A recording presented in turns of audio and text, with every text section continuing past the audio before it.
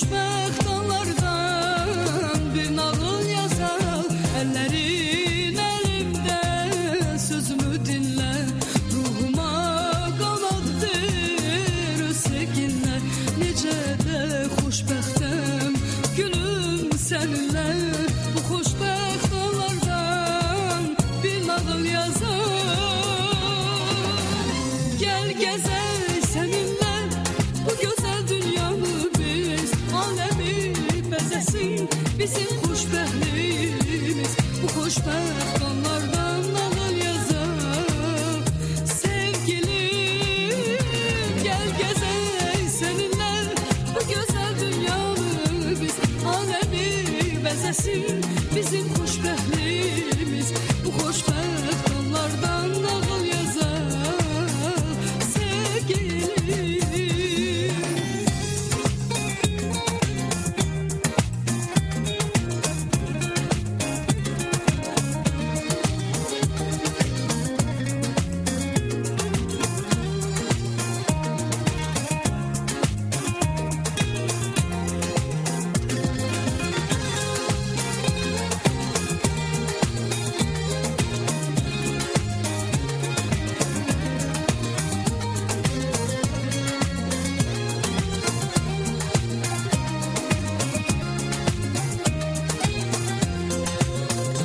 Əzizim çox deyil ömrü zaman, birlikdə yandıraq eşqin şamın. Sevgimiz bəzəsin bütün cahanı, bu xoşbəxt anlardan bir nağıl yazaq. Əzizim çox deyil ömrü zaman, birlikdə yandıraq eşqin şamın. Sevgimiz bəzəsin bütün cahanı, bu xoşbəxt anlardan bir nağıl yazar.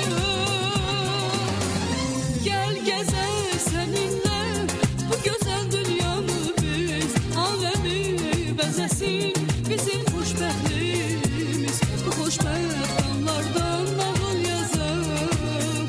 Sevgilim, gəl gəzək səninlə bu gözəl dünyanı biz, aləmi bəzəsin bizim xoşbəxtliyimiz. Bu xoşbəxt anlardan nağıl yazar.